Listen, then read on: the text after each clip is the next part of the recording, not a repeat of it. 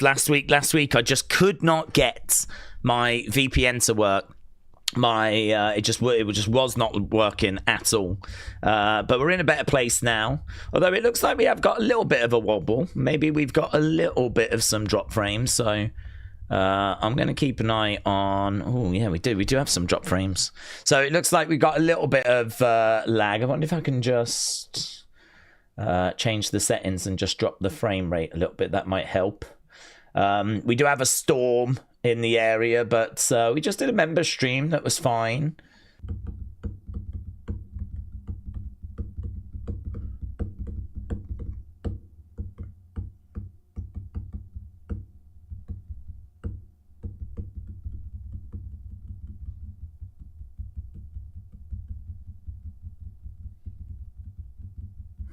It's not happy at the moment.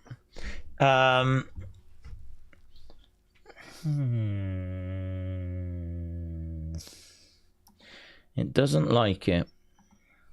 Give me 1 sec. I'm just going to check a router.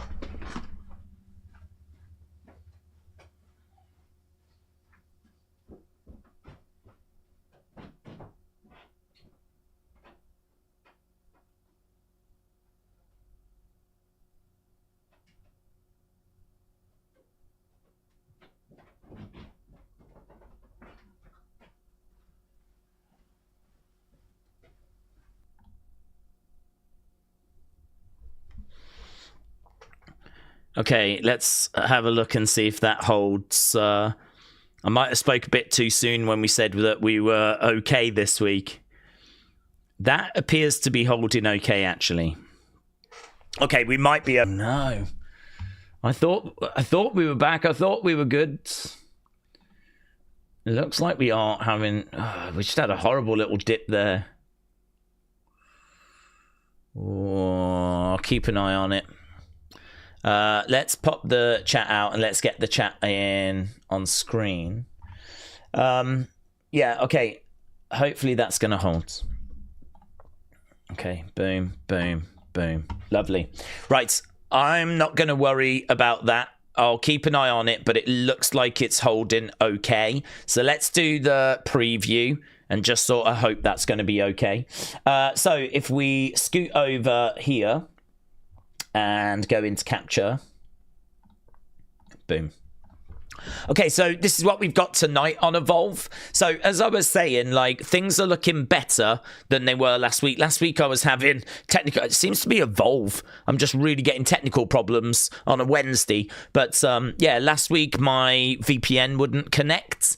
Just would not connect to America. I could get it to connect to Mexico, and I could get it to connect to Canada, but I could not get it to connect to the United States. Don't know why. It's connected absolutely fine tonight, but unfortunately I have to get onto the United States in order to watch Evolve on Tubi. I tried to go through Mexico, Canada. The Evolve show wasn't on Tubi in those places. So I don't know what the issue was, but that was the issue last week. I don't know why it happened. And so, yeah, we're in a situation where that works fine now. Tubi is up. The new episode is not available yet. Last week I heard it dropped early.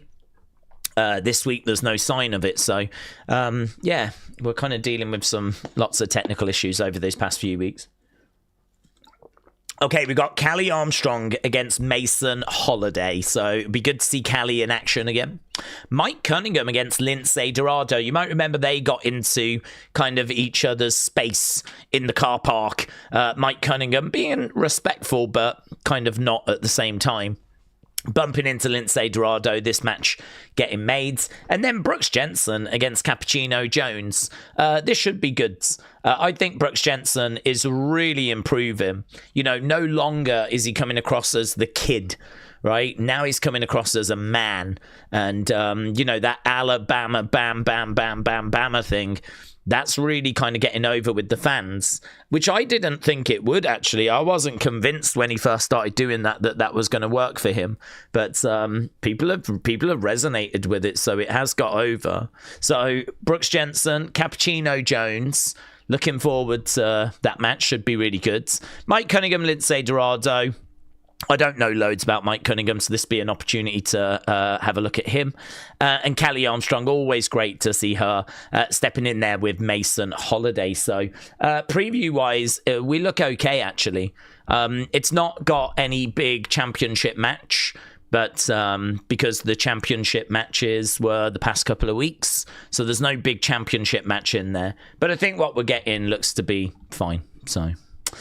hello to everyone that's in the chat. Bonkers said, is Brock done after Mania? Bishop said, Bonkers, I don't think so. I think he's going to leave after SummerSlam, with that being in Minnesota. That's true. I agree. Sonny said, Daze, William against Sonny for Wrestle Feud in the future. It would be cray-cray. Well, I've no problem with doing that, Sonny. We can absolutely put that into the schedule. My plan actually is to get the schedule out for Wrestle Feuds. Obviously, we did the latest episode tonight, and a big thank you to Robbie and to Cameron that came on for Wrestle Feud. We just did that on the members side. I thought it was a real fun episode. Some of the games where we were kind of finding a lot of the answers, and we didn't know if they were going to be able to steal, because there was only a couple of answers left to find. I thought it went really, really well. So, yeah, I thought it was pretty fun. And big thank you to everyone that joined us for that and asked questions. But I thought Robbie and Cameron did a really good job. So, yeah, we're always got people hitting us up going, I'd like to play. So, yeah, we can definitely fit you into the schedule. Death Metal Lad said, Daze, you could do a live stream watching paint dry and I would be there. Well, thank you, my friends. I mean, that might be easier than trying to do wrestling, to be honest. The amount of technical problems I've got, I could probably do with just getting a camera set up and just watching some paint dry. That'd be a lot more simpler. But yeah, I think it's settled. I think the stream's kind of settled down now. I think we're in a better place. So appreciate the kind words, bud. I hope you've had a good day. Glockness said, fun fact, here we go. The fastest car in the world is faster than all the other cars. That is a fun fact. Glockness, thank you. Worth knowing, isn't it? It's just a little thing you can break out at parties. Sonny said, I would get all the questions wrong. Well, that's one of my problems, actually, is I saw Shining Wizard say, I hope Daze puts a little feedback form up.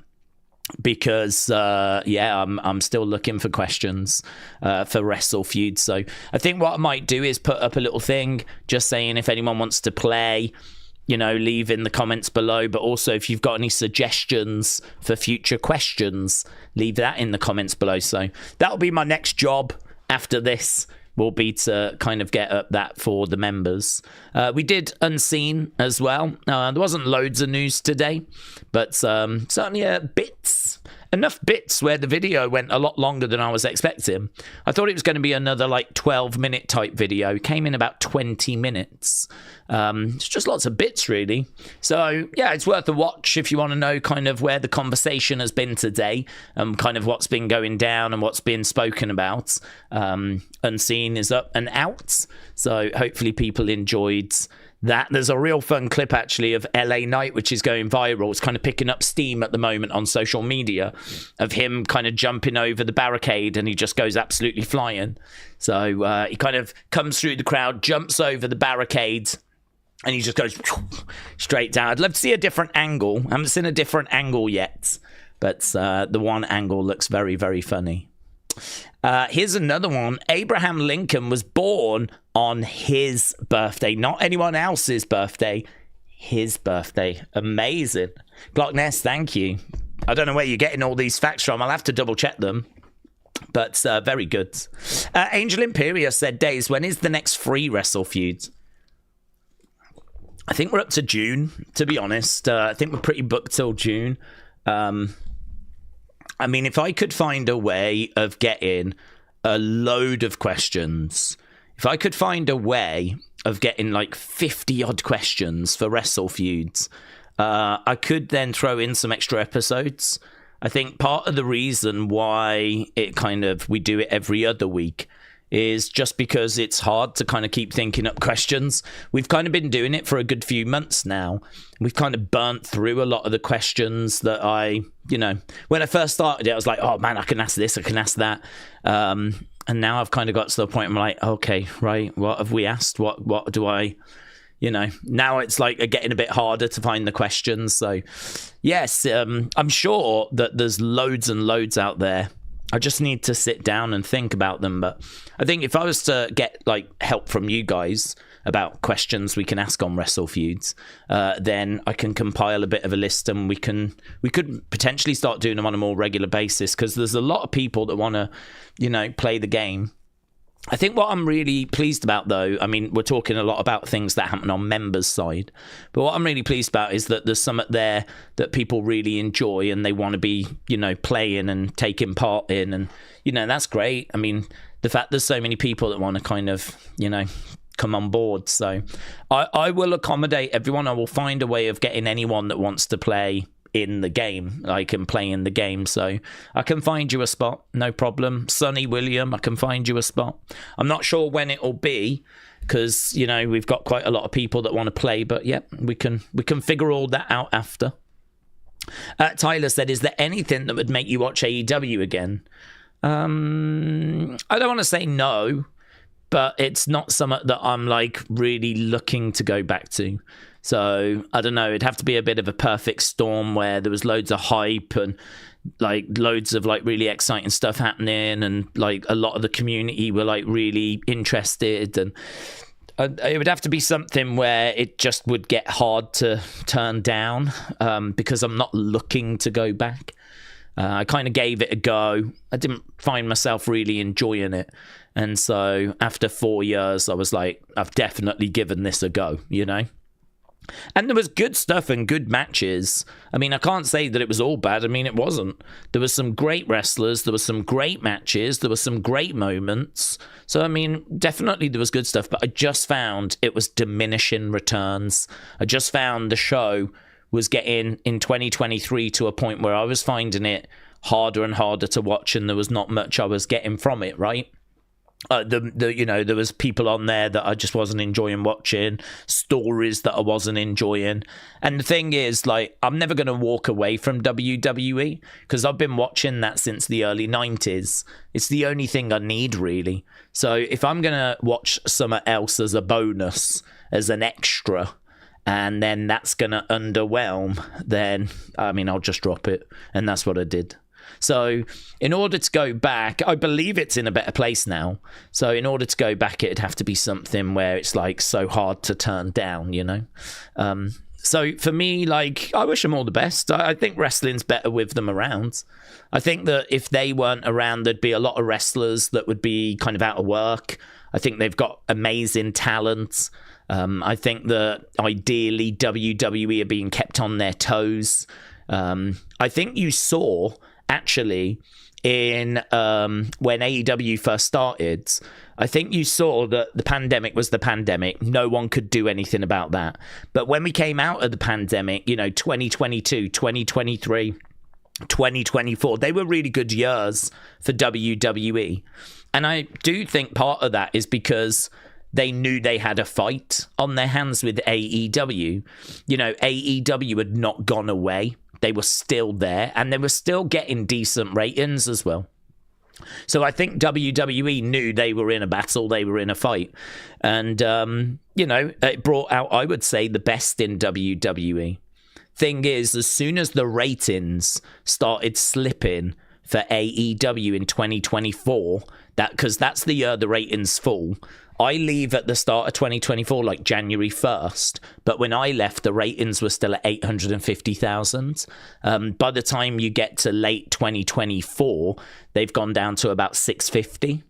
And I don't think it's really a coincidence that in 2025, WWE just seemed to get a bit soft, get a bit loose. Creatively, like maybe the pressure is not on them as much. Perhaps they feel like the threat of AEW has sort of gone a bit. And so they just got a little bit sort of loose. I think that when you've got a really strong alternative, of course it brings out the best in everyone. So it's a difficult one, because as a WWE fan, I don't like to see WWE being threatened, right, by another company, right? because I love WWE and I want to see it around forever. But equally, I do think it brings out a good side in WWE. So it's a bit of a double-edged sword, that one, isn't it? It's a bit of a double-edged sword. So I really do not wish AEW any ill will, because I do think it brings out the best in WWE. I also think it's a good place for talent to go and work and get experience and, get a paycheck, whatever. So it's an alternative for wrestling fans, because WWE is, one style, but it's not for everyone. I mean, it'd be a bit like only having one kind of music. I mean, imagine the world if there was only, I don't know, classical, and there was no rock or dance or country or any blues or R&B or hip hop. I kind of feel like in music we have lots of different styles and genres, and I kind of feel like in wrestling it's probably good that we also have alternatives. So yeah, I don't wish them any ill will, but I feel like I'm very satisfied. I feel like my plate is full. I feel like I've got more than enough. What we're doing, Raw, SmackDown, NXT, enough like shows on a Saturday. We can do Evolve on a Wednesday. I mean, really, it only gives me Thursday and Sunday to kind of get anything done. So, yeah, that's kind of how I feel about it. Jamal said, I wish AEW did put out a better product, though. They were actual competition. Right now, they're only competition to TNA, said Jamal. Yeah. I think it's hard, isn't it? Because the thing with AEW is I don't think there's loads of active wrestling fans out there, right? So you're trying to appeal to as many wrestling fans as possible, hopefully bring a few new people in as well. And I think that I don't think the anti-WWE thing helped them at all. This kind of tribalism, this war, you had Tony Khan very much playing into that. Tony would come out and make comments and, kind of go off on WWE in press conferences. And, you can find WWE taking shots at AEW. But, I mean, you can see Will Ospreay or Cody breaking the throne or comments from MJF or comments from Tony Khan or whatever it might be. I mean, do you remember that once when he was like, hello, Nick Khan. I just want you to know wrestling is only big enough for one Khan, and it's me. It's Tony Khan, right? He kind of said that in, I think it was when he was on TNA. Do you remember when AEW were doing little things on TNA because they had a relationship? And there was Tony Schiavone and Tony Khan kind of doing a bit of a talking vignette. They used to do that on a regular basis. I remember him kind of doing that. So, I mean, the idea that WWE are throwing stones at AEW and AEW aren't throwing anything back is obviously not true. But I just don't think that has helped them. I think they got dragged into a bit of a war that was in WWE's benefit, but it was not in AEW's benefit. AEW needed to attract as many people as possible. A lot of those people that watch wrestling but have now been made to hate AEW, convinced that AEW are the enemy, that is not in AEW's benefit. Those are people that AEW needed to bring in. Because I don't think the pot is that big of active wrestling viewers, right? I don't think the pot is that big. What the TV ratings would tell us that it's actually not that big. I mean, I think SmackDown gets about 1.4 million each week. And I think Dynamite is about 650, 700. So you kind of add the most watched. How many people watched Raw? Apparently globally, not just America, globally 3 million watched Raw. That's globally. That's not just in America.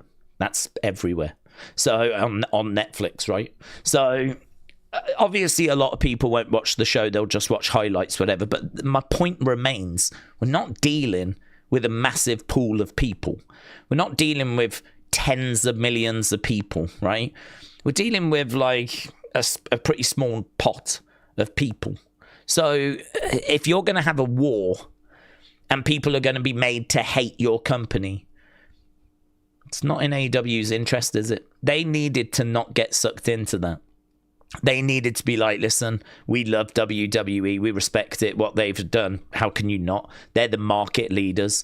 We just think we can offer something that's a little different on a different day that WWE fans will enjoy as well. Like, take the temperature down, open the door, welcome people in.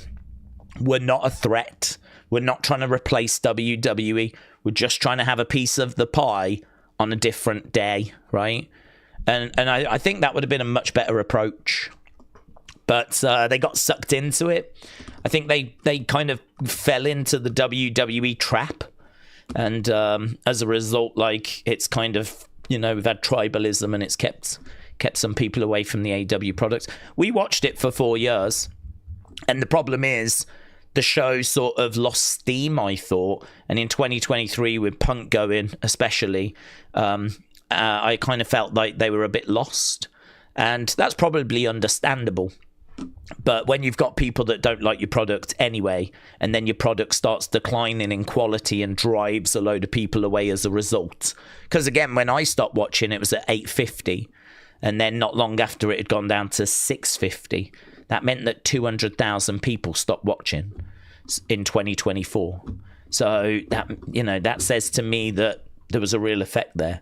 So, yeah, there's a lot of interesting conversations to have about AEW. I do believe them to be in a much better place now. I genuinely do believe that. I think they are in a better place than when I stopped watching. I see more positive vibes around them now, but it's just, how are you going to bring those people back?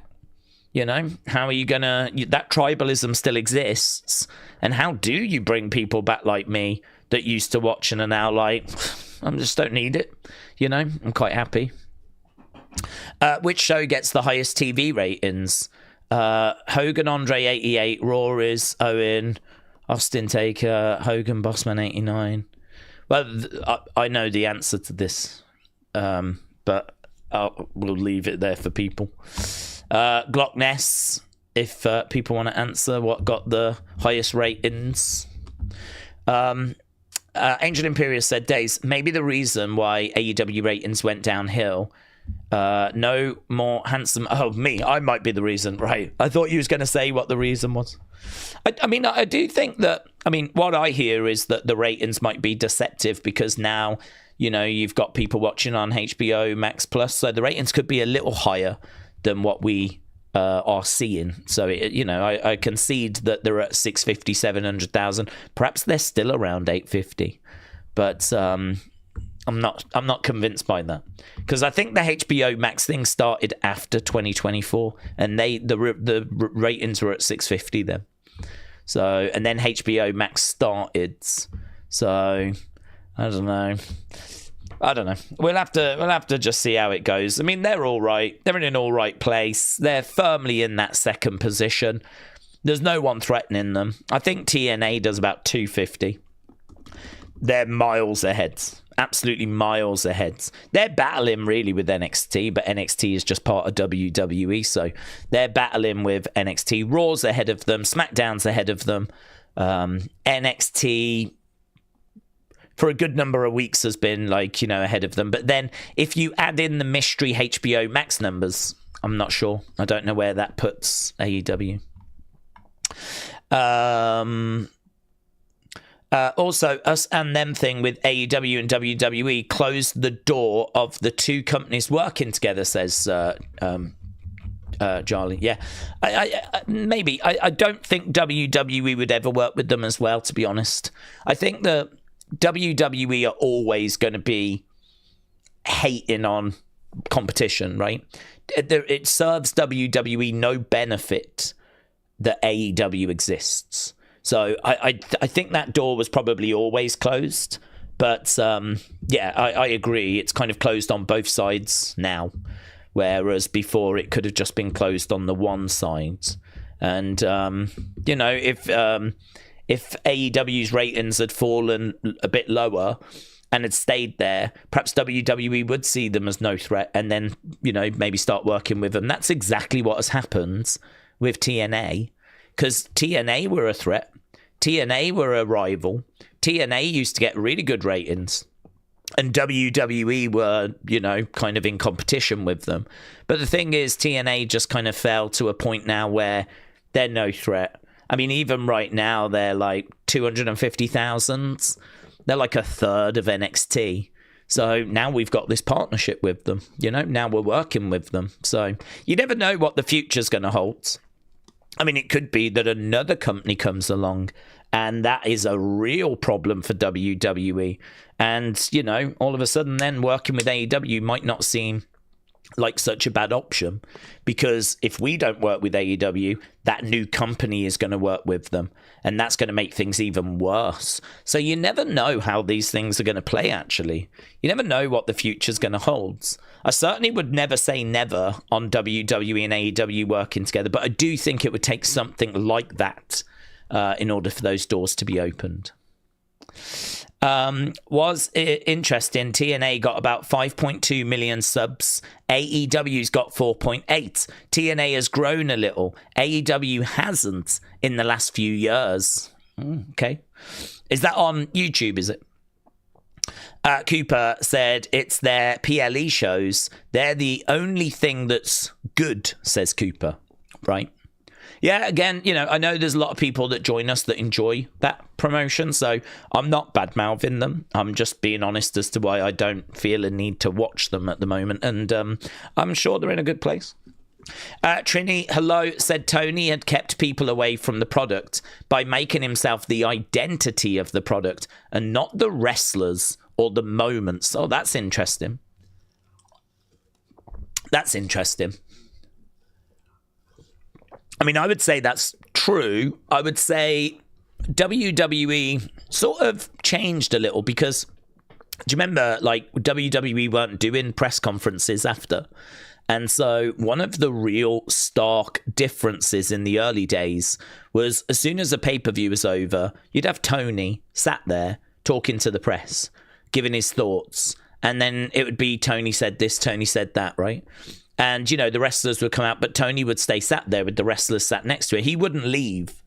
He would still be sat there whilst they did their thing. And you would see Tony storm with Tony Khan and, you know, little interactions, whatever, yeah? And, of course, there'd be moments where he'd hug them and all these things that we... And you were not getting that from Vince. I mean, we were doing PLEs and you wouldn't see Vince at all. And you certainly wouldn't see him on the press conferences afterwards. And so I agree with you. It kind of, the identity of it felt like it was more Tony Khan. But then WWE started doing it. They started doing it. They did it different. They did it a bit more like UFC, where Triple H came out and would say a few words, but then he would go, and then we'd bring someone else out. And that's how UFC do it. UFC do it whereby after the event, Dana comes out, says a few words, he goes, and then the winner of the main event comes out. Maybe the person that lost the main event comes out. So on, so on, so on. And I think the reason why they did that wasn't to copy AEW. I think it was maybe due to the TKO takeover. They were like, listen, UFC do this. I think you should do it as well, right? And we saw how that worked out, yeah? A lot of really dumb questions from the journalists. Probably not their fault. It's probably that those questions were, you know, kind of planned in advance, authorized in advance. Anything juicy was not allowed to be asked. So it was just stupid. I remember this one guy constantly asking, would you be up for a fight with Taylor Swift? I think like to EO. And then, of course, that meant he could write a headline of EO Sky says she would be up for a fight with Taylor Swift. And it's like, she didn't just come out and say that. Like, you asked her that specific question. You forgot the bit where she was confused while you was even asking the question, right? You forgot that part of it. But, you know, then you get all those kind of stupid headlines. And then, of course, you got things with Vince happening. And so it was awkward because he's got to be asked the thing, that the elephant in the room. But how much does he not want that? So then, of course, we changed it last year where we did this panel instead. So he could avoid questions. He could just go on the panel. And then, of course, we had the problem of the fans in the background starting to chant things like, we want Cross, you know, you effed up if the show didn't go well. Yeah, all this kind of stuff. So he stopped doing that now. The latest one we've got now is Triple H is in a corridor. I mean, we are hounding this guy. If it's not the press or the public, someone is hounding this. Right now, he's basically in a cupboard like this. Just like, you know, opening the door, giving a one-word answer and closing it again and just trying to hide from the world. Because it's either the crowd that are having a go at him or it's the press that are having a go at him. Poor man's got nowhere to go. So it's been very interesting kind of watching the evolution of the post-PLE press conferences as well. The last one for, I think it was Chamber. I think the last one for the Chamber is where he was just in a corridor being interviewed by, I think it was Jackie Redmond or Kathy Kelly. So, yeah, I'll be very interested to see what he does after both nights of WrestleMania. He might be like, oh, it's a bad line. I've got to go. I can't quite hit bye. But I agree, yeah. I mean, it did feel like Tony Khan was kind of front and center a lot of the time. Cooper said, don't get me wrong, I watch them every week. I love AEW and I want them to do good, but it's just not as enjoyable. Sonny said, has anyone seen any meteors in the sky? I know there's been some sightings. I've not seen it. I did see a video of someone driving a car and seeing one shooting down, freaking out about it. But yeah, no, I've not seen anything here. Trini said, what I mean by Tony is him making himself the face of the product, being in those big moments. I'm sure if you made a list of them, Tony is in at least 3 of them, says Trini. Trini, thank you. Big Time said, Daze, it's been 2 months since the Nielsen change, and SmackDown now is holding about 1.4. Okay, Dynamite 650, 700, NXT about 550, 590. Nielsen giving no treatment because it's not cable. Okay, so I suppose my question, that's good. I mean, I feel like we've got a good baseline now. I feel good about it. I feel happy. That way, if we see any movement, we know kind of where we are. So I'm feeling good about getting back into ratings and looking at it again. It seems to have settled down. So big thumbs up from me. I really didn't enjoy the period where it was like this number and now it's this number. And it's like, I mean, you had no confidence in the data. I had no confidence in the data. It felt like it was irrelevant. It felt like a made up number. Because like it just depended what system we were using. If we're just going to stick with the one system now and we've got a good chunk of data, that is a lot more interesting to me. So I'm feeling pretty good about getting back into the ratings again. So yeah, just explain that to me though about the difference between the cable and the TV. So is it that the NXT numbers are still being held down? Are we saying that it's still not quite an accurate representation? Because in my mind, they're being worked out a different way. So I don't think you can necessarily compare Dynamite to NXT and get an accurate picture. Am I right in saying that? Because they're being worked out using 2 different systems. That's the bit I'd just want to get some clarity on.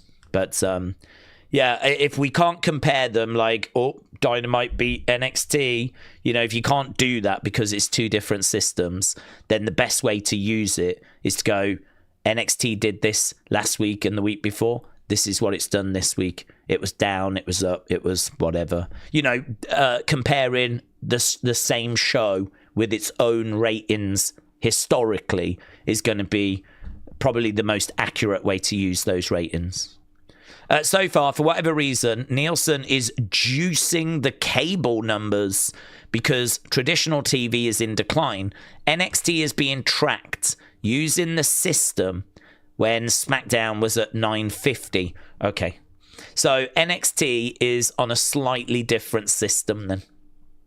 So we can't compare NXT to AEW to work out who's getting more viewers. because they're on different systems. Oh, God. Great. I mean, to be honest, fine. As long as we know that and we know not to bother doing that and we just literally compare each show with their own numbers, then, you know, that's probably the best way to use the ratings going forward. Got it. Is there anything happening this Saturday? Well, there is the Raider Reyes. Again, it's the final one. So I'm sort of looking at that. We didn't get as many people joining us this week, but honestly, the card for this weekend, the one just gone, was not as exciting, was it? The card for 2 weeks ago with Dominic against Vikingo, the Raider Reyes final with both the El Grandes being in the match and Rey Fenix, Penta opening the show. Like, that felt like a PLE. But actually, last weekend just sort of felt a bit like a normal episode, really, of AAA. It was fine. I mean, it wasn't a bad episode, but it definitely missed. I mean, it was shorter. It only went for an hour rather than an hour and a half. And I think it really missed like a big, juicy main event. I mean, had it have got like, you know, a big main event match, Finn Balor against someone, right? That could have been really good. You know, if we'd have just had a big, juicy main event. Just felt like something was missing to me. So I don't know. Really, I don't know what we've got for this weekend for the Raider Reyes. Let's have a little look. It was across 3 weeks. We've done 2 weeks. Week number 3 is going to be El Fiscal against Abismo Negro Jr. So that is a singles match. Don't know either of those. And then we've got Laredo Kids against Dragon Lee, against TJP, against Jack Cartwheel. That's for the Cruiserweight Championship. Now, they're the only 2 matches that have been announced. And we only had 2 matches last Saturday. So, I mean, there's every chance that those are the only 2 matches we get. So, I don't know. I'm a bit torn, to be honest. I don't know if that's enough to kind of get us to go with the Raider Reyes, but yeah, I don't know. I need to make a decision. I'll have to try and work that out tomorrow, because we've got obviously a lot of big stuff on the way, a lot of big things coming up. We've got flipping Stand and Deliver. That's what I was trying to find.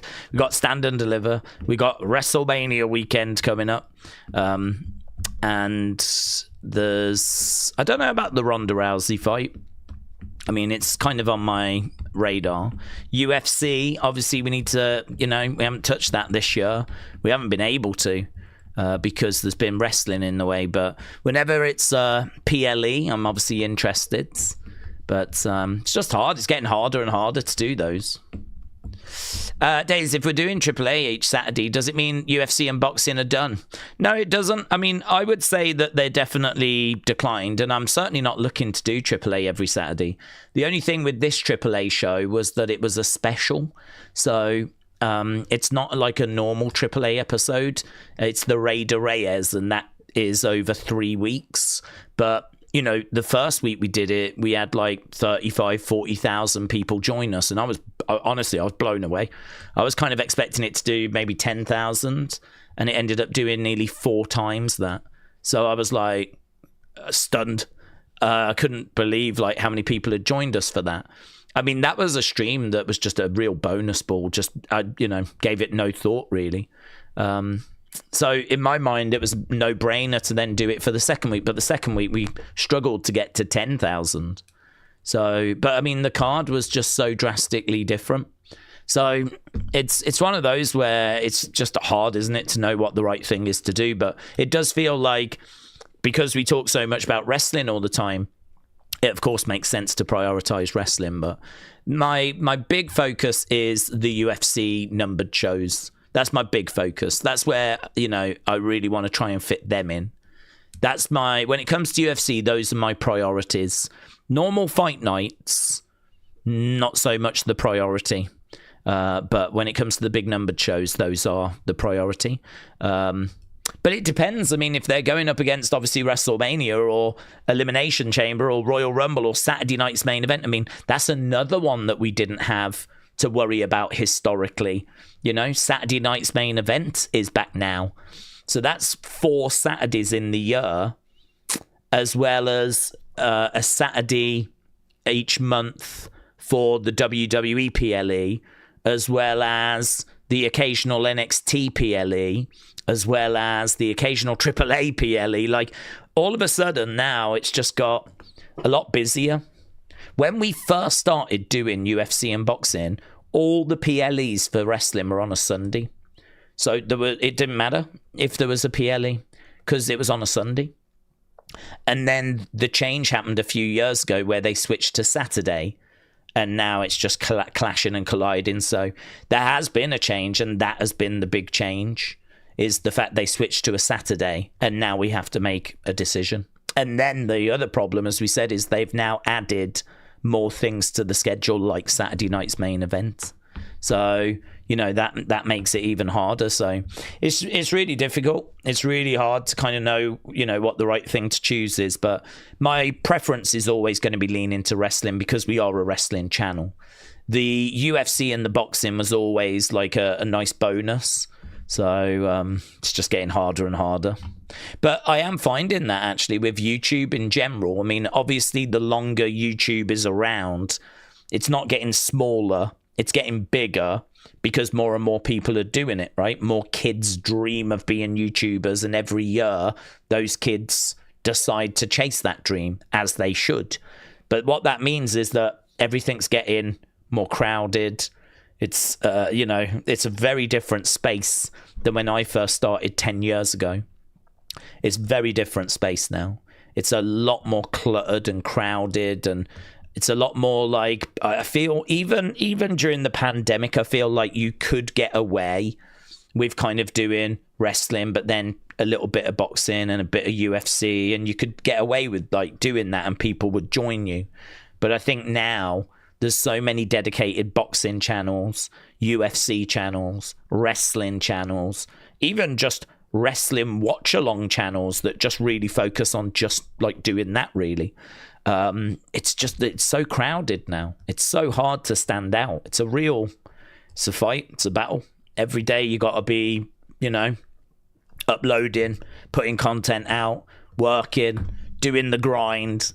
I mean, thankfully I love it. So to me, this is no chore. Do you know what I mean? Turn the camera on. Let's get talking. Let's have a conversation. I'm here for it. So, I mean, it's no problem for me, but, yeah, it's not like it doesn't get easier. So that's, you know, if it feels like things have changed, it's because things have changed. Tony said, what an excellent idea. Perhaps we need a watch along at the AEW headquarters. Big Time said, Daze, I'm hearing talk Fatal Influence could be getting split up.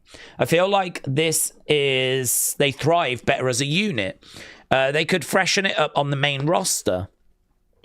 Well, I would be disappointed, honestly, to see them split up because I love the group.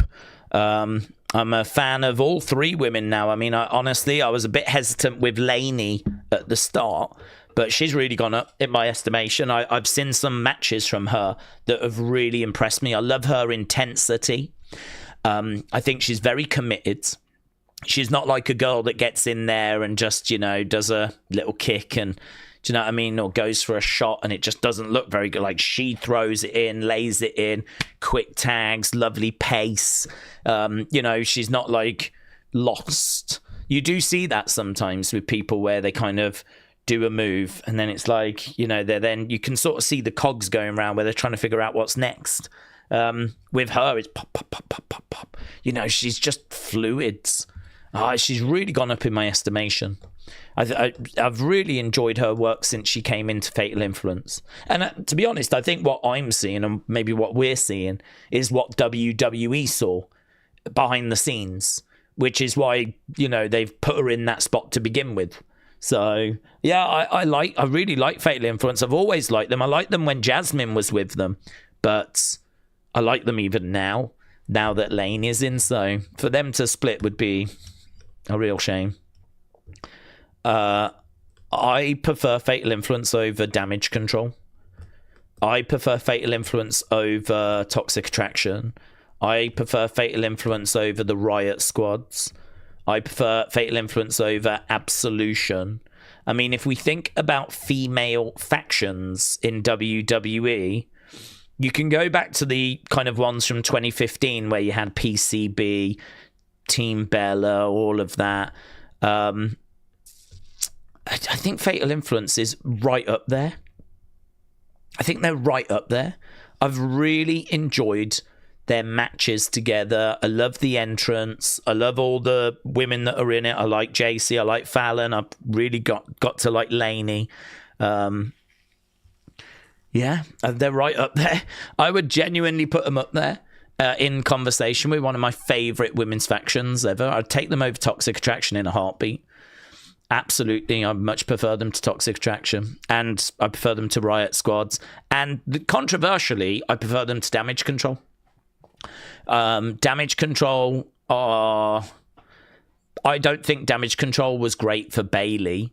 I think Bayley took a back seat and kind of pushed Dakota and Io forwards, which is fine. She should. Obviously, Dakota's no longer with us, though, so you have to kind of say how well did that work.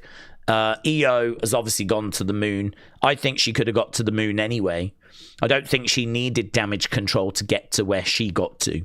I think she would have got there eventually anyway. And then if you think about like great Damage Control matches, I mean, for me, there's not loads that come to mind. I remember one at Clash at the Castle, which was fine. But yeah, I don't know. Honestly, I've really enjoyed Fatal Influence. I've got them right in the mix for like being amongst my favourite women's tag teams. So I will be disappointed if they split. Rapturous said, Daze, do we think Johnny could win the NXT NA title? Similar to how the lights when Julia showed up, Evil shows up. Could he win the NXT North American title and then lights go out and then Takahashi shows up or Evil shows up? I don't know, to be honest, because I think Johnny's only there just to boost Stand and Deliver. I don't know that they've got a plan for him to have a run with NXT. I don't know that it feels to me like we need a big name or a decent sized name just to shift some tickets.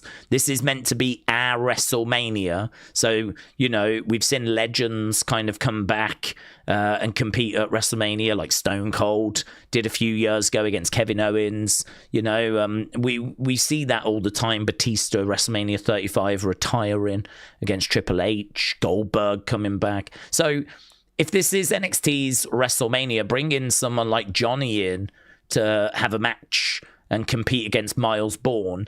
Part of me just thinks they're doing that so that we can give Miles a big win. It's going to boost him, gives him a big win on his resume, and it gets Johnny on the card and all that. So I'm not convinced this is Johnny being moved to NXT again. I'm not convinced this is a demotion. I think it might just be for Stand and Deliver. But I mean, it could be a demotion. It could be that, I'm sorry, we don't have anything for you, and we don't have anything for you after Mania either. So how about you go to NXT and have a run with the belts? So, I mean, it could be. But if I'm a betting man right now, I'm probably going to say I don't think Johnny stays. I think Miles wins. And could the lights go out after? Yes. And then Evil could come out. But I wouldn't have Evil, someone that I see as being, you know, a big star, or Takahashi. I don't think I'd have them come out after a mid-card match. I think I'd have them come out after, you know, I don't know, Joe Hendry retains or whatever. Whoever wins the title in the main event, maybe then do lights out and then bring out someone, because you're benchmarking this new arrival at that level straight away, aren't you? Like, this new arrival is you know, going after that title.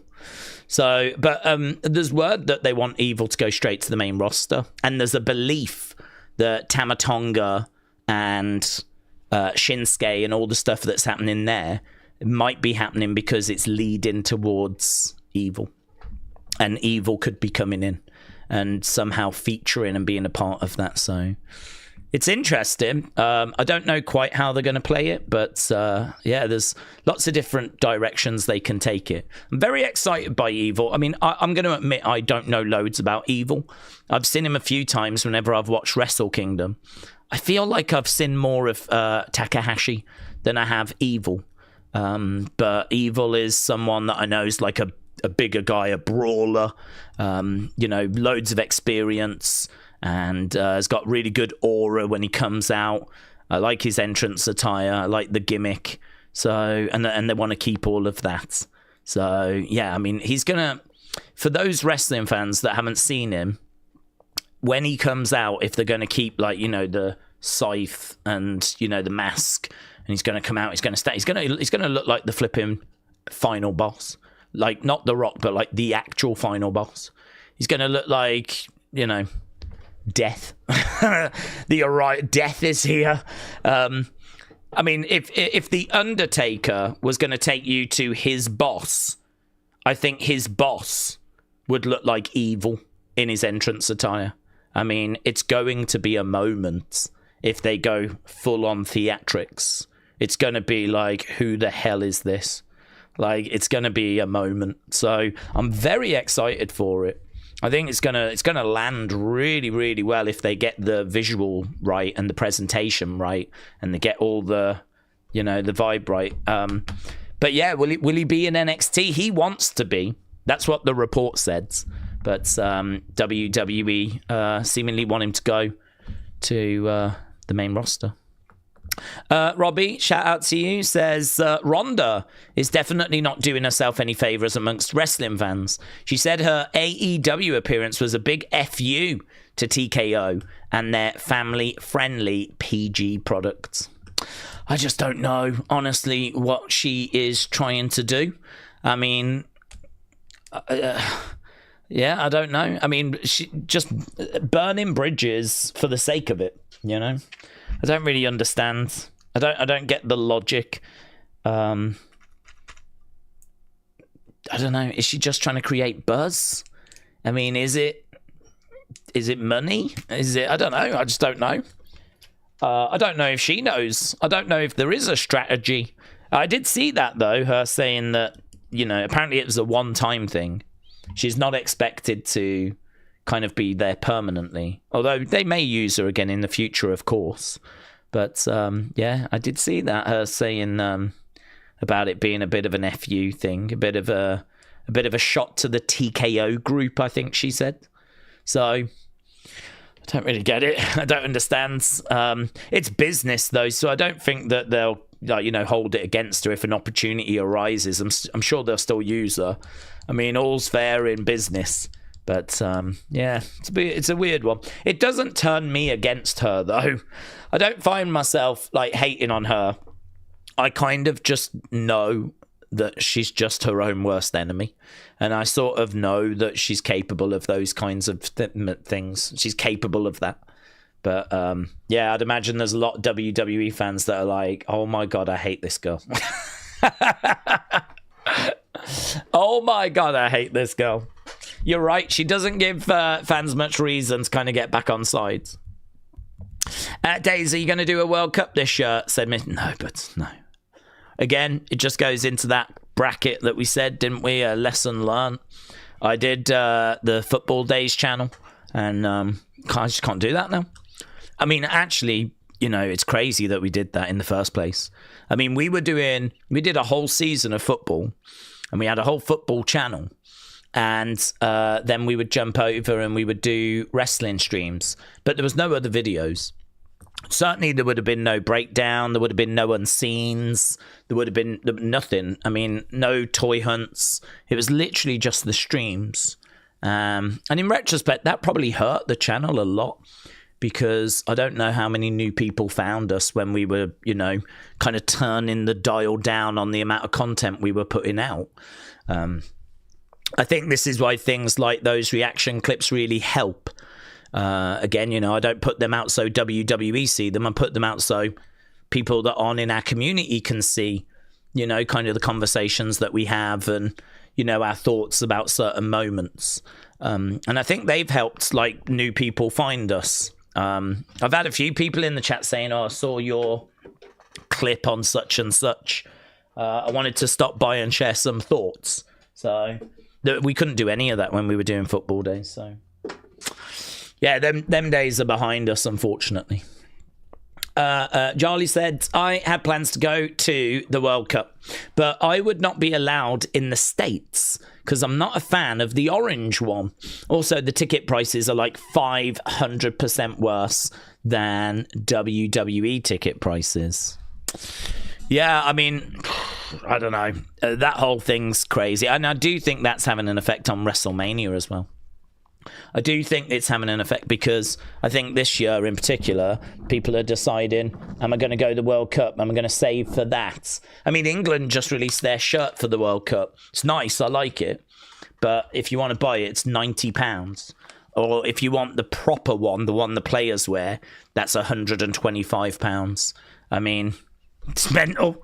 There was a guy that called into a radio show earlier and he was like, I earn £150,000 a year, right? Which is mental. Mental, right? That puts you in probably the top 1%, right? It's a mental amount of money. And he was like, I'm living paycheck to paycheck. I just don't know how people are doing this. Like, if I go to my local supermarket, it's probably like £50 just to get like a meal. I mean, God only knows what he's having. He's probably having, you know, the full works, but he said it's like £50 a meal, and it's just burning through money. I don't feel sorry for him, but because you know you should be able to make that work, right? But it's hard, isn't it?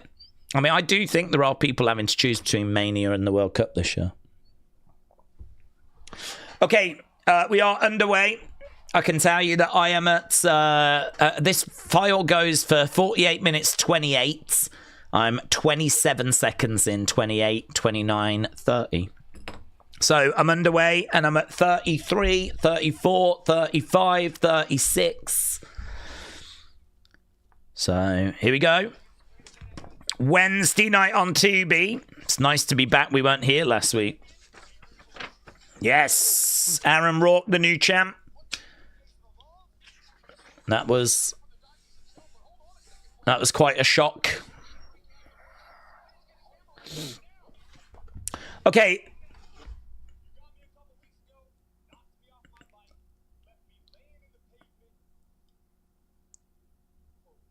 We got Tate Wilder in the ring.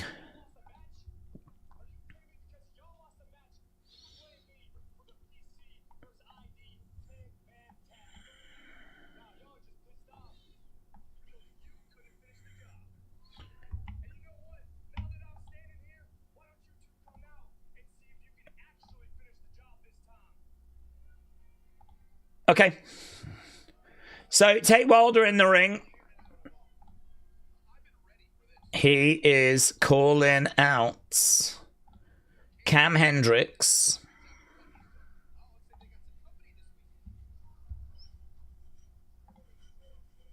Okay, Cam Hendricks has come out.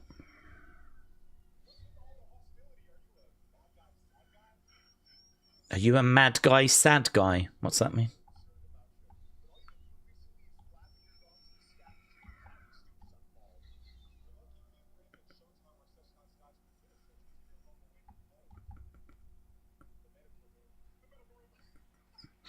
We could have sent you to your home away from home, the medical room.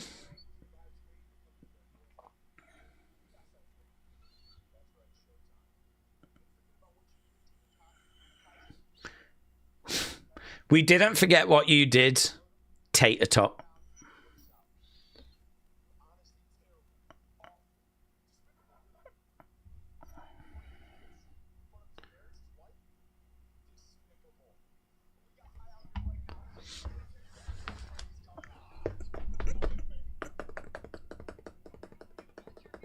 Is this, what is this going to be?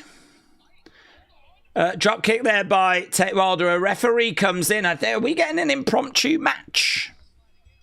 Yeah, we are. Bella sounded. Okay, Cavari, who I don't even remember his debut. I don't even remember seeing Cavari, but we must have seen Cavari.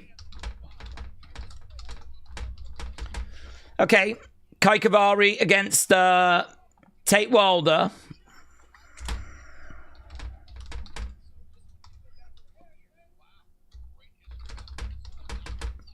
Bang, down goes Kai Cavari. Tate Wilder, sure to get the advantage in this one. Okay, Daze, the WrestleMania spring season is blooming. Are we going to bring back AI-generated Trucker Teds?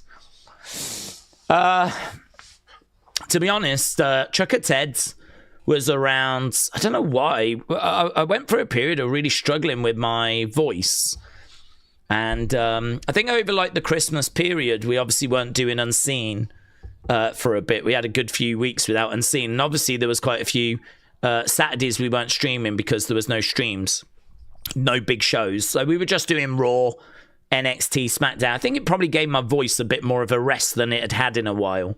So my voice feels fine now. I don't feel like I'm constantly on the verge of losing it. And I was in that place for a good, like, months and months and months and months and months. I feel like a good 8 months. I really struggled with my voice. So actually, Trucker Ted was more about me having to not read out all the messages so I could try and save my voice a little bit. So we could always go back to it. I mean, obviously my voice is in a fine place now, so I don't feel like it's needed. But yeah, if we need it, we can always go back to it. Shoulder up there by Wilder. What the hell? Kai Cavari hasn't been signed for more than 3 months. If he's already on Evolve, then they might see something in him, said Millennial. So, Millennial, then, are we excited for this Kai Cavari? Because I don't know him. I don't even feel like I've seen him, but they're saying that he has appeared before. He's giving me, like, younger brother of Tama Tonga vibes. It's like if Tama Tonga and Jay Uso had a love child. Shot coming in there by Kai. Yeah, I kind of like this.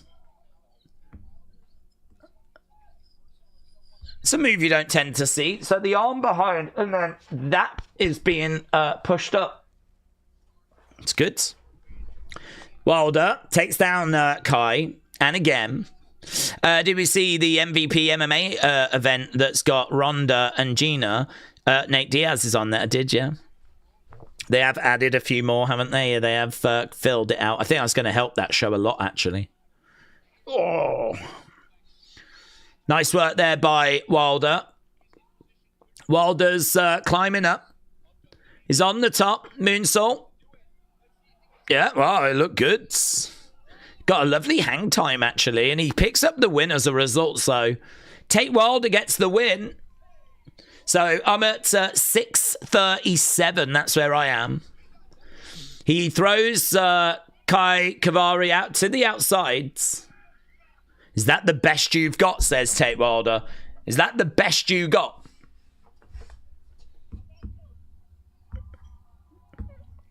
Not feeling that group. That Cam Hendricks group.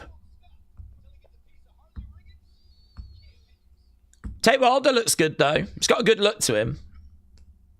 They clearly like him, don't they?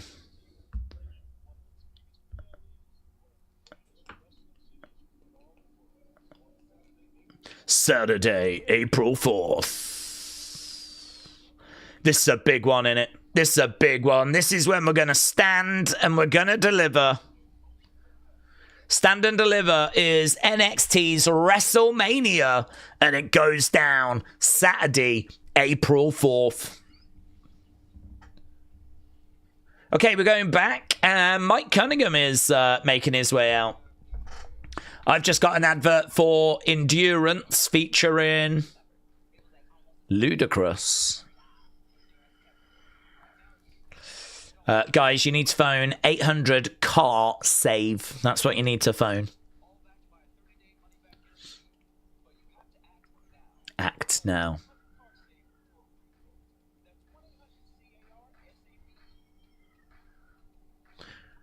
800 car save.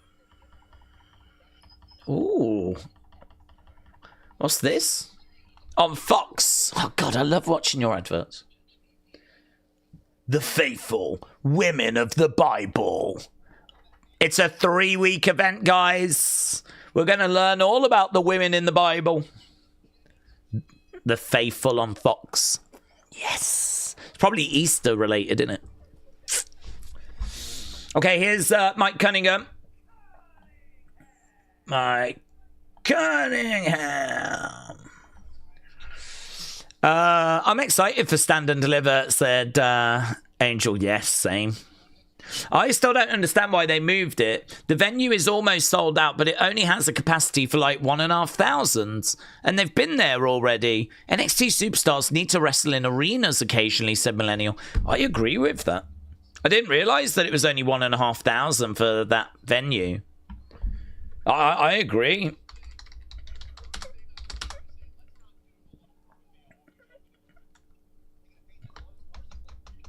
I think that's a real mistake.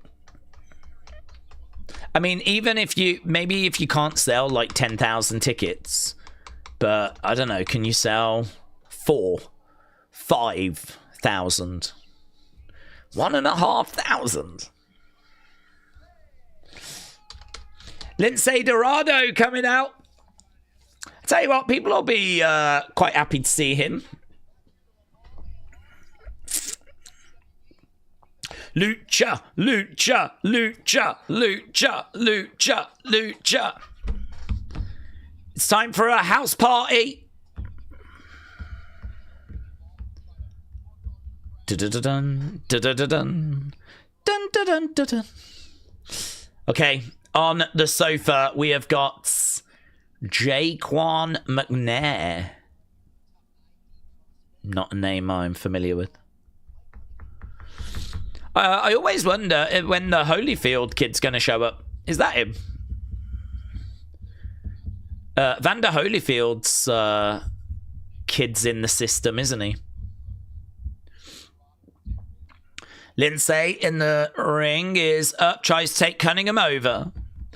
Shoulder barge there by Cunningham. Big smile on Cunningham's face as he goes over against the ropes. Over the other side, Lindsay jumps over. Lindsay, look at that, hip toss. Nice. Take down. Lands on the feet. Oh, lovely work.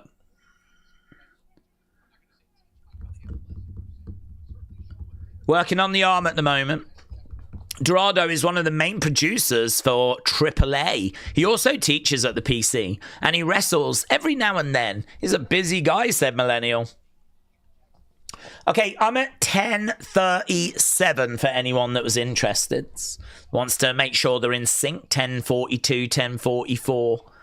I'm in that ballpark. 1, 2, Lindsay going for the cover. No joy. They're just promoting tickets for Stand and Deliver. Little QR codes. Okay, Cunningham goes over against the ropes. Lindsay trying to get him off the ropes, but Cunningham hangs on. Momentum is with Cunningham as a result. Big right hand. Right hand coming in there by Lindsay. Lindsay goes up on the shoulder. Shoulder breaker. And that shoulder breaker is going to be extra effective because you can see the tape on the shoulder there of Lindsay. Cunningham charges in. Big boot there by Lindsay. Lindsay climbing up. Drop. Ooh, nice. Nice drop kick there by Cunningham. Look at that McNair guy is looking pretty good. He's giving me like Velveteen Dream sort of vibes.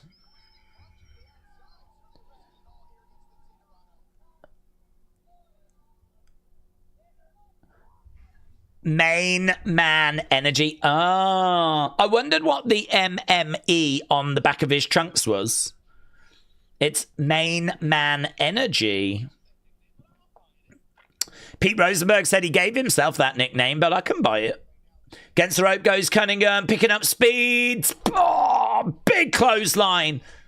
Big clothesline. Down goes Cunningham. 2, shoulder up. Wrestling fan said, I'm watching baseball tonight. I'm excited as a Yankee fan. Rob said, a goat is livestock, but a sheep is a lover. Rob, thank you. It's just a glimpse into your mind. Okay, right now we got Dorado throwing in Chop. Millennial said Chewy needs to get in the ring. He should be the main face of Slim Jim, since his name is Chewy and Slim Jims are Chewy. He could work with them. I think it'd be a very good partnership.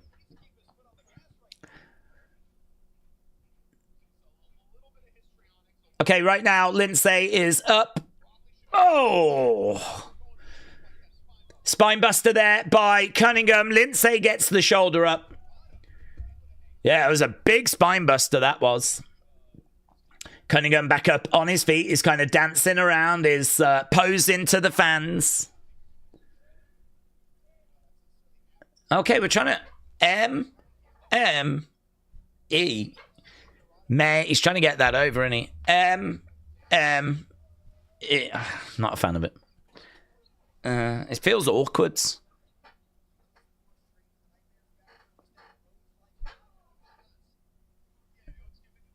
Don't like it. I don't like it because I can't quite do it. I keep wanting to put my thumb out.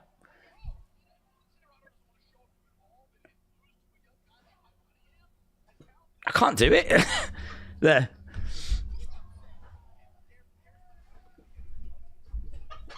I keep wanting to do that. I keep wanting to get my E. Yeah. Do I like it? Oh, I don't know. I don't think I do. It's too much. I've never had to work. I like doing that. Or that. Kick coming in. Lindsay charging over. Takes Cunningham. I think he was meant to kind of go against the ropes, but he kind of slipped underneath them. Lindsay, though, getting back in. All the tape's coming off. All the tape's coming off Lindsay's shoulder. Oh, shot there by Lindsay. Kick to the midsection. Uppercut. European uppercut. Lindsay, clothesline. Nice. Kick coming in. Spinning heel kick there by Lindsay. Lindsay lands on the feet. Oh, rake of the back. Backstabber as well. Nice work there by Lindsay.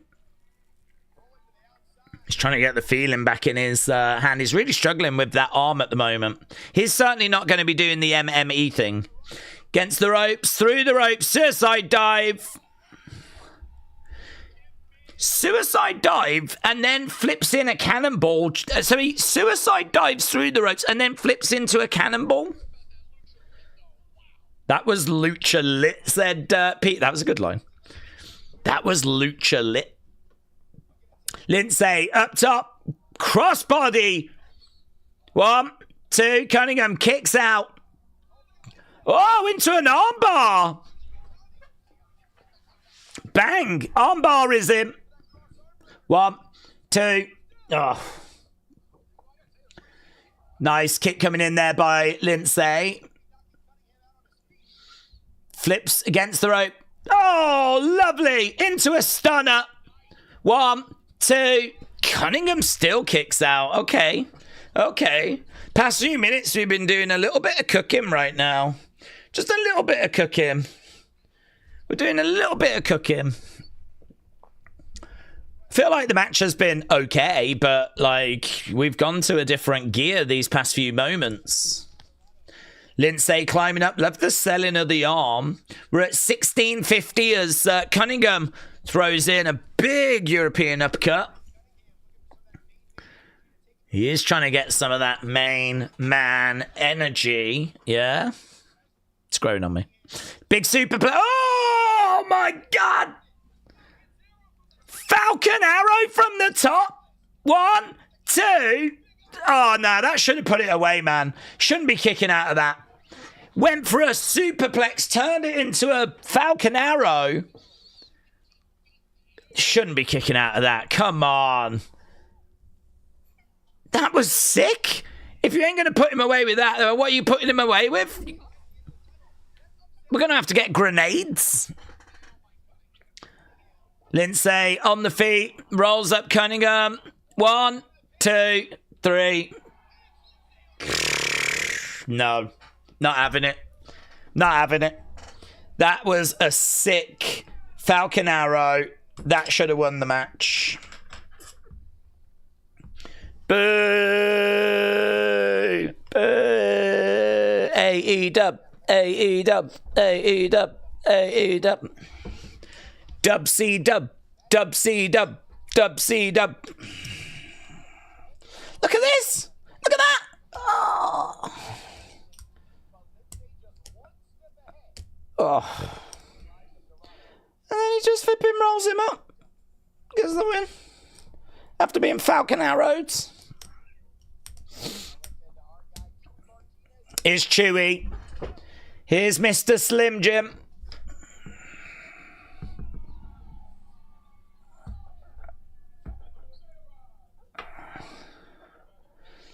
It's good to see you in Evolve, says Chewy.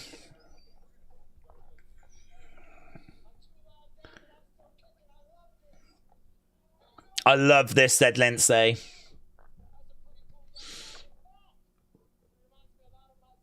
He reminds me of myself.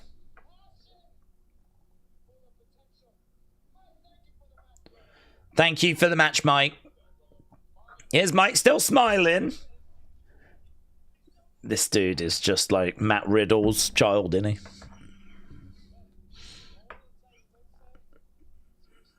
Bro. Thank you, bro.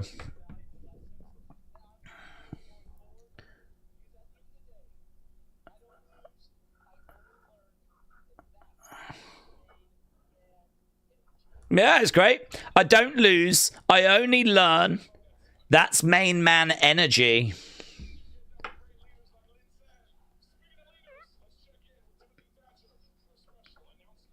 And that was nice. It's all a bit nice, isn't it? Here's the foreman. Okay. Yeah.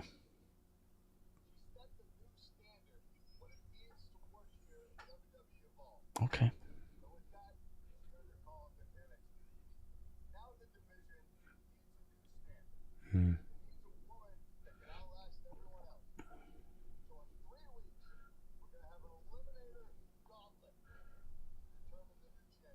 Okay.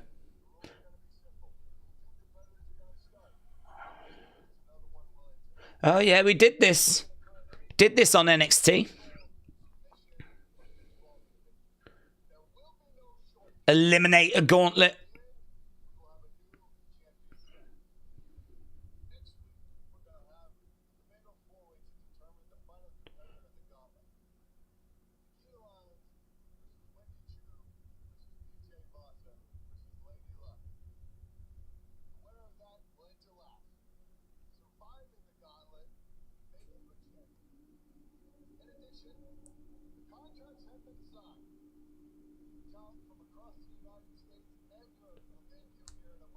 Oh.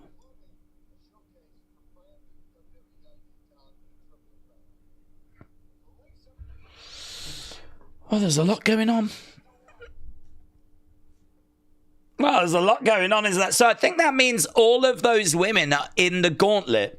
So we just got a glimpse as to who's going to be in the gauntlet. They're battling to find out who's going to enter last. So Wendy, Choo, PJ Vasa, Lainey Luck, and someone else. They're all in the gauntlet already. Oh, Nikita Lyons. So one of them, I mean, I don't know if there's going to be another person that gets added. Isn't there normally 5 in a gauntlet? There's only 4 there. Ludicrous! Endurance has you covered. Jay is throwing the first pitch at the Yankees and the Giants baseball game right now, says Raphael. Raphael, thank you. Okay, we're at commercial break. Where's the excitement when I arrive, said Big Tony K. Well, you need to ask Sonny. Sonny seems to only get excited when Steve arrives. It's interesting, isn't it? That's interesting. Okay, here we go. Here we go. Here we go.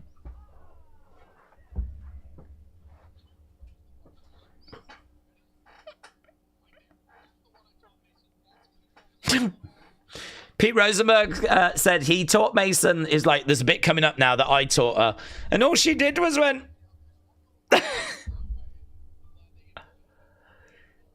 Pete Rosenberg's like, I'm really pleased they implemented that. I said it'll go a long way.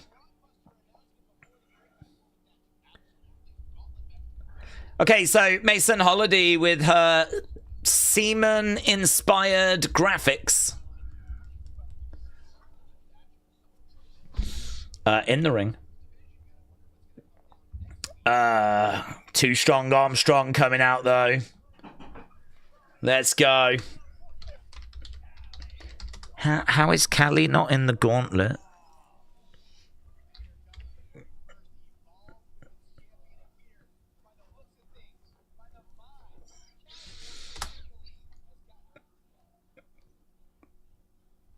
All gas, no break. Go and get man. Yes.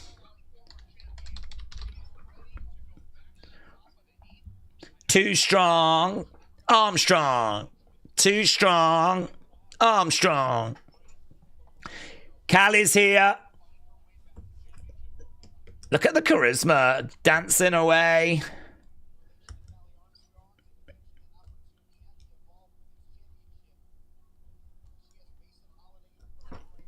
Let's go. Too strong. Armstrong.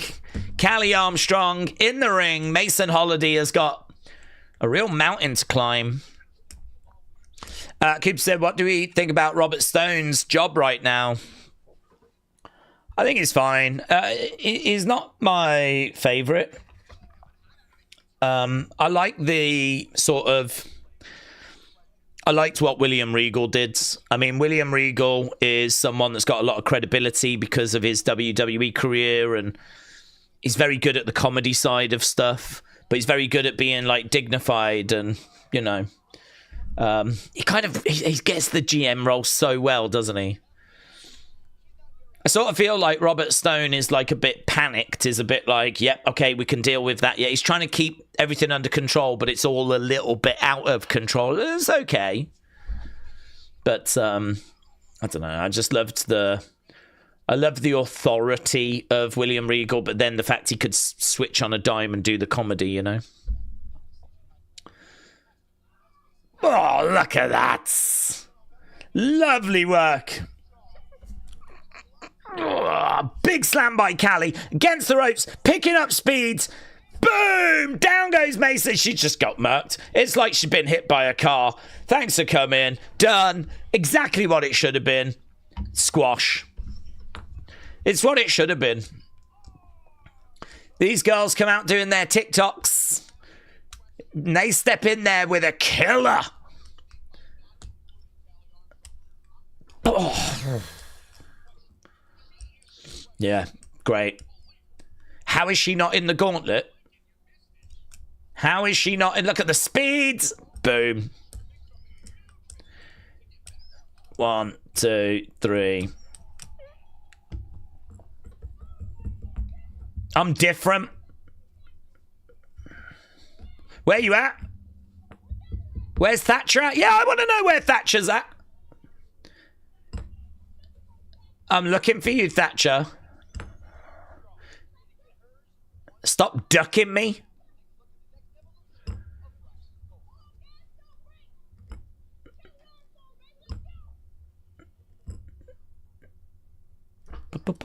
What's this?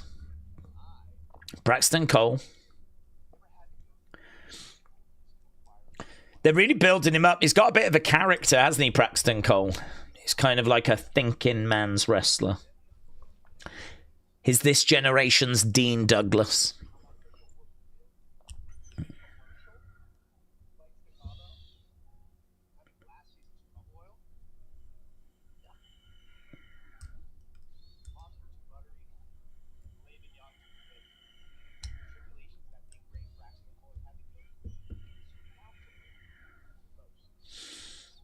Yeah. Filet mignon, too thick.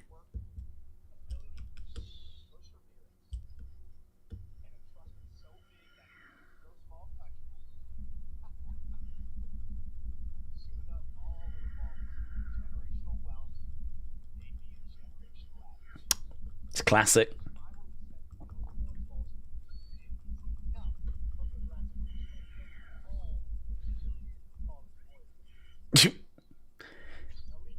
No more Braxton Cole slander, or you will all be hearing from his father's lawyer. Yeah. Kev, shout out to you, my friends.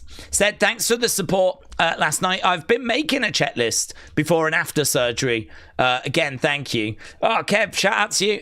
I hope it works for you. Honestly, it's what I do. You know, it just gives me other stuff to think about, other stuff to focus on, things to sort before, things to sort after.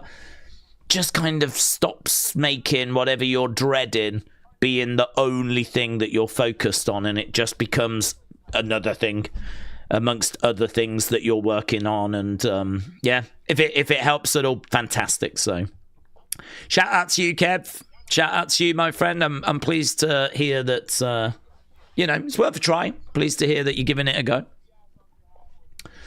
Hope the day has been treating you well. Hope the day has been treating you all well. As here's Brooks Jensen. So Cappuccino Jones, Brooks Jensen. Is this our main event? We're at 28:52. Bam, bam, bam, bam. From Alabama, bam, bam, bam, bam, bam, bammer. Don't feel like the graphics match the vibe. I don't feel like the music matches the vibe. Yeah, that dude was shouting it.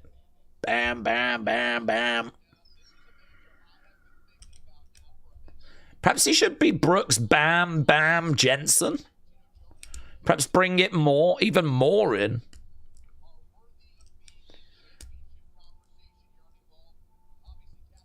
Brooks Bam Bam Jensen.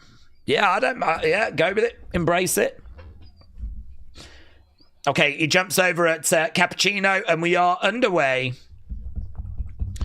Daze, you're always my main event, says William. Thank you, William. Everyone help Daze out by hitting that like button. Yes. Cappuccino. Oh, we cut away. Why did we cut away? Why did we cut away to the crowd in that moment? Cappuccino jumped over Brooks, went to the corner, and then for some reason we cut away. I thought he was going to do some sick move. Drop kick. Brooks goes to the outsides. Kev said it is helping. I was watching your live streams also helps take my mind off it. Brilliant, buds. Honestly. I know I get a lot of people saying they're obviously got a lot of things coming up, so it's kind of advice to all. So yeah, great. What have you been up to today, Kev? What have you done? Anything in particular? What's everyone done today? Anyone done anything exciting? We're at commercial break right now. I'm at 31 minutes. We've got 17 minutes to go. King Yeti said, bam, bam, bam, Bigelow. Let's go. It's no bad thing to borrow from the greats. Steve said, Aaron Rourke's going to speak tonight. Oh, yeah, we still got that to come, haven't we? So this is probably our last match. Cappuccino goes under that bottom rope. Shots coming in by Brooks Jensen. Oh. Another big shot coming in. Down goes Cappuccino. Cappuccino's underneath the ring right now. He got caught up in that apron. I do enjoy Brooks Jensen. Brooks Jensen's matches are quite slow at the start.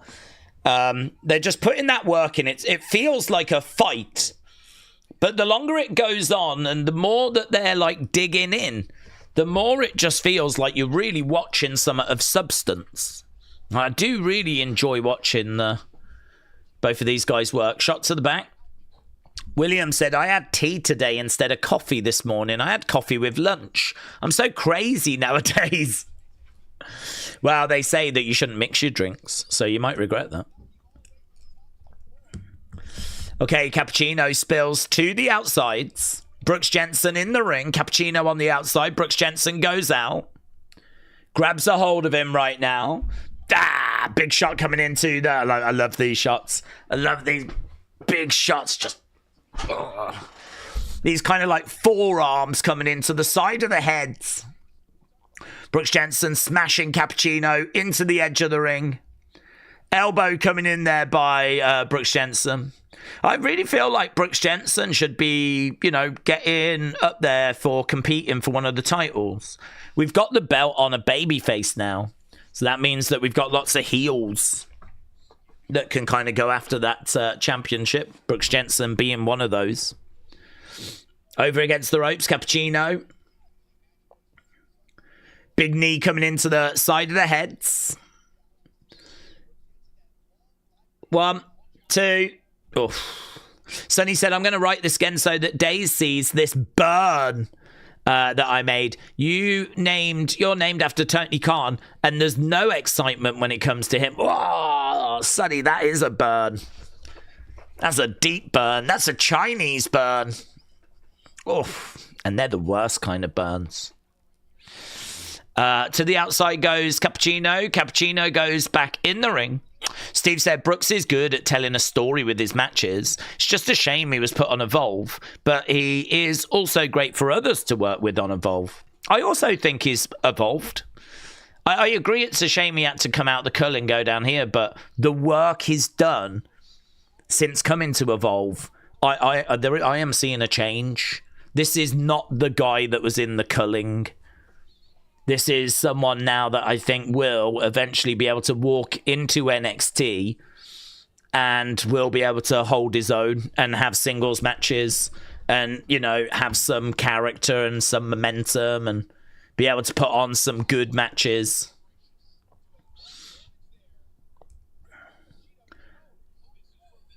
Brooks has got Cappuccino's head in between his legs.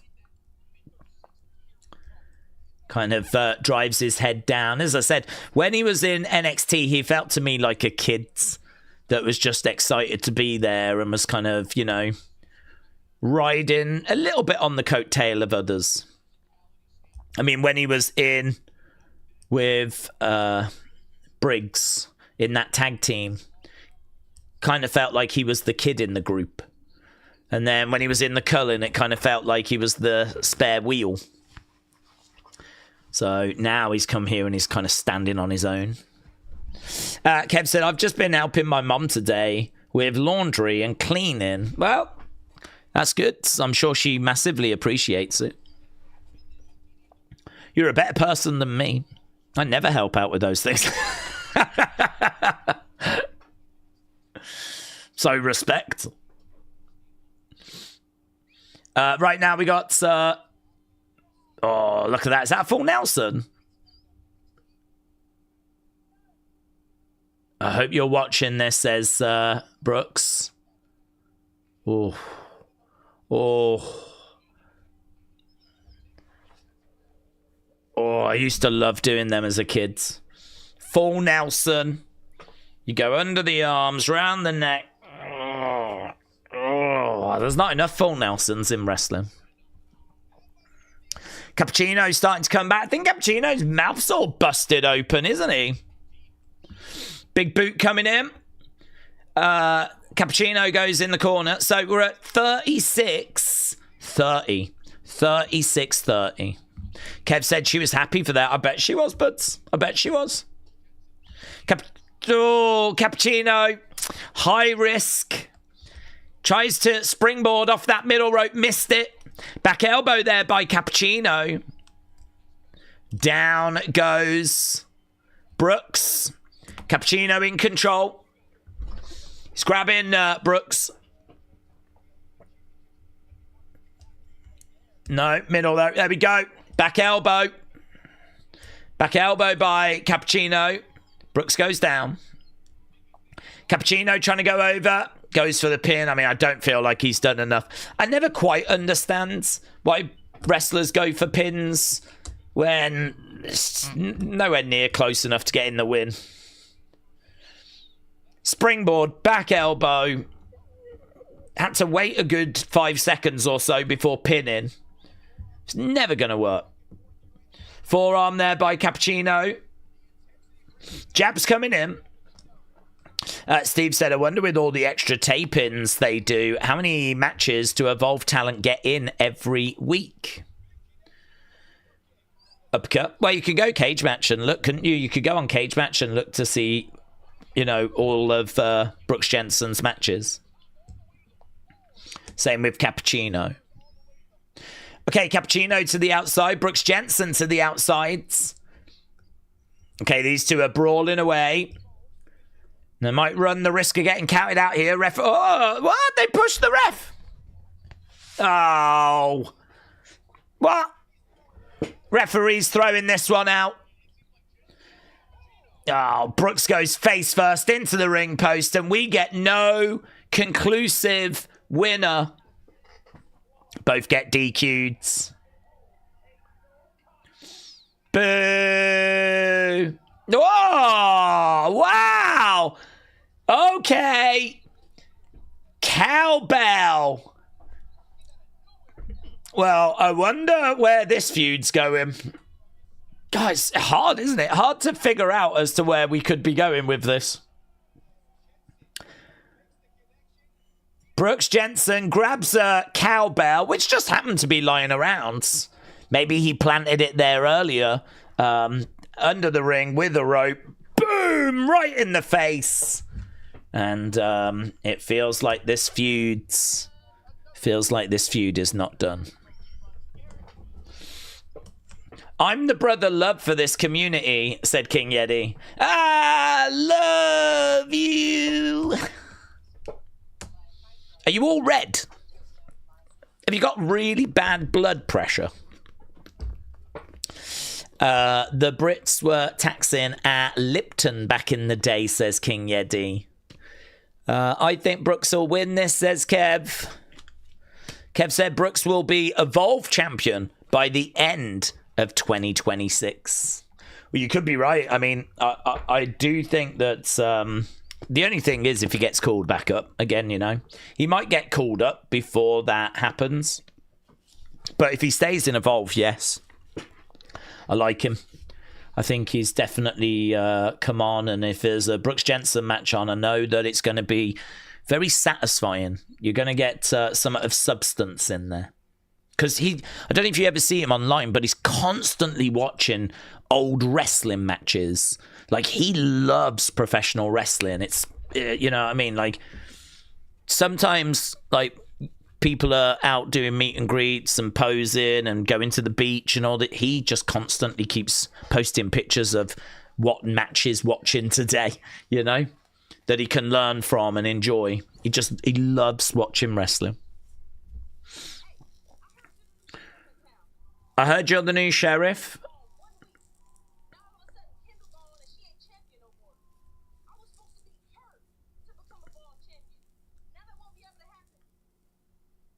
Callie going off on Thatcher.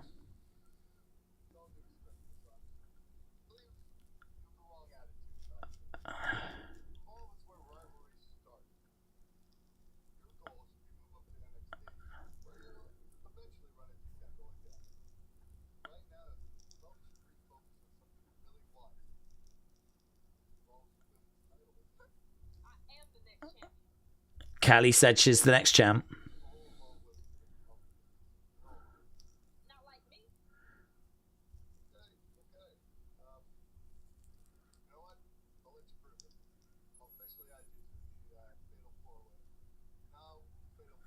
Right.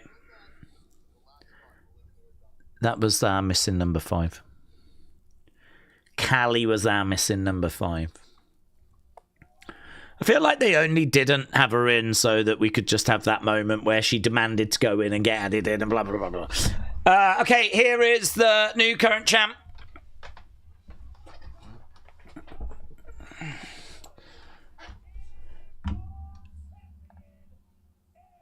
Aaron Rourke.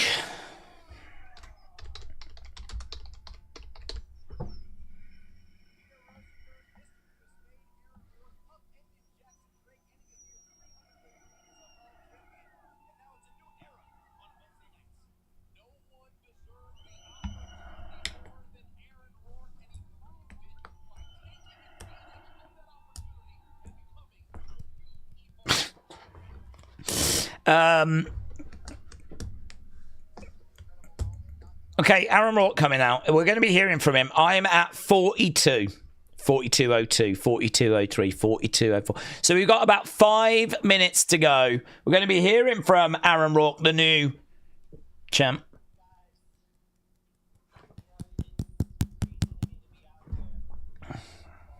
That's like ASMR, isn't it?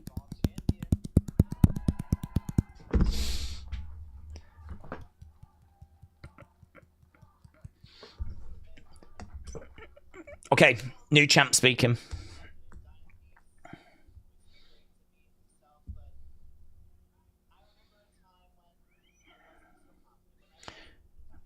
I remember when I wasn't so confident.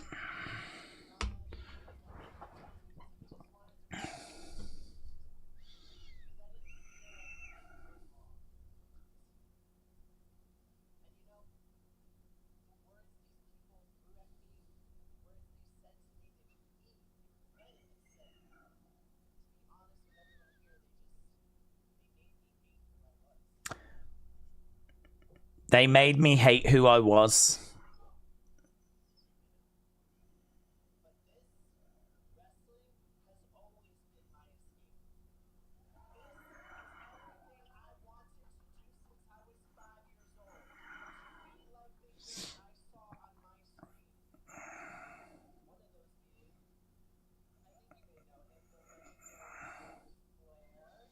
Oh, he mentions Ric Flair.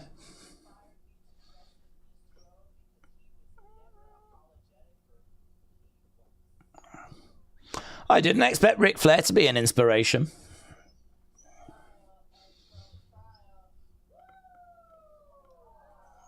Okay.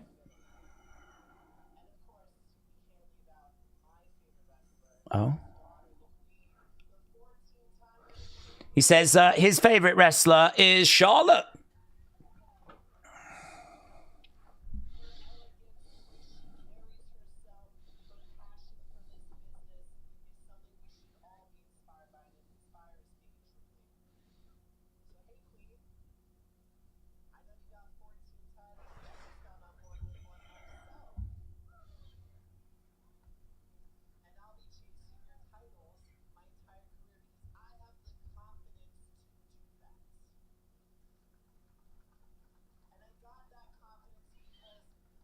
I thought he was about to call her out.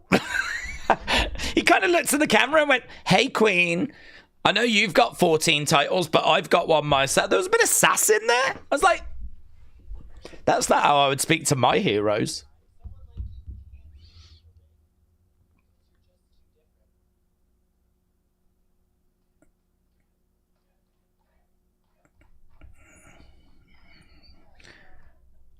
Okay.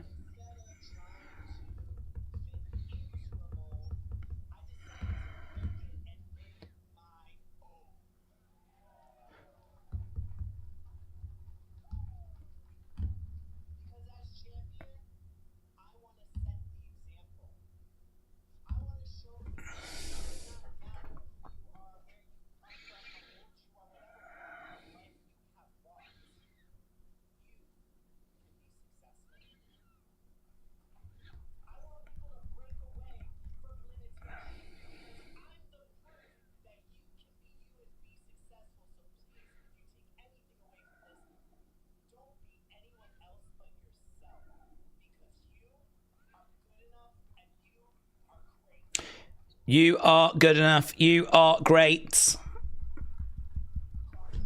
Clock that.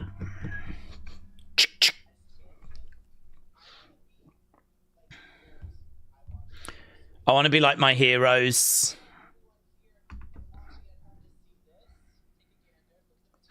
Take a gander.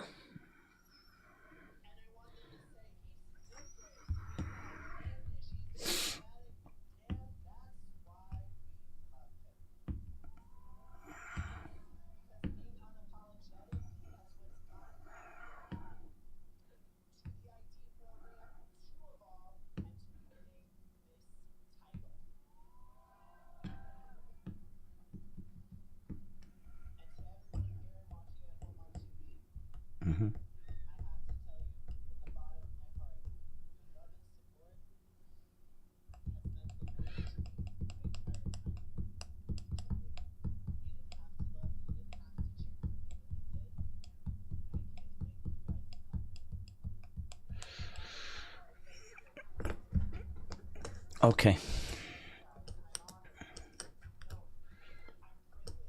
I'm honoured. I'm privileged to be your champ, says Aaron Rourke. The crowd chant, you deserve it.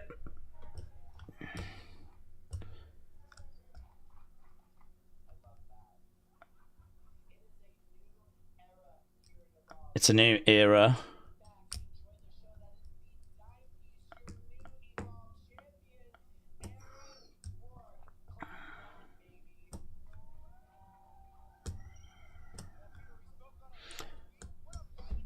Okay. I would turn him heel in an instant. If it's the first thing I do, I would go in and I would turn him heel. I don't think he works as a babyface. I think as a babyface, it's all kind of like believe in yourself and all that stuff, which is fine. But there is this underlying sass, which, like I said, when he spoke about being inspired by Charlotte, he kind of turns to the camera and it was kind of like he was about to call her out. And he's like, check out the threads. You know, he likes to kind of peacock and show off. I mean, to me, he's too watered down. To me, he is way too watered down. He is someone that should be coming out. That robe that he's got is not impressive enough, right? It doesn't look good enough to me. I mean, if you compare that to a Charlotte robe, I mean, I know that he's in Evolve, and I know that he's not got Charlotte's money, but I just sort of feel like if he's going to come out and really like peacock and really be like, I mean, he needs to do that. Not have this like robe that kind of that looks a bit knockoff, and it didn't look impressive at all to me. The robe doesn't look impressive. He kind of doesn't feel. I don't feel like he's being the best version of himself. I want him to come out. I want him to come out in something that looks a lot more impressive. I want him to come out with music that sounds a lot grander, and I want him to be like, do you know what I mean? Like, I'm the guy. I'm the man. Yeah. And I feel like there's this underlying sass there where, you know, I just feel like he could snap at the crowd, shut up, and like go off on them. And this kind of like, oh my God, thank you for the support. Thank you for the, it just feels so watered down. So I'm sure he has been through hard times, and I'm sure that is him as a face, but I don't like it. I don't think it works. I think him as a heel would be so much better. And I feel like his peacocking and him talking about having charisma, I just think it can be so much bigger than it is. So much bigger. So, I don't know. I'm a bit stuck with Aaron Rourke because I do think you've got something different there. I mean, you've got someone that is very flamboyant, but I just don't feel like the presentation matches the words. I think we can go so much further there.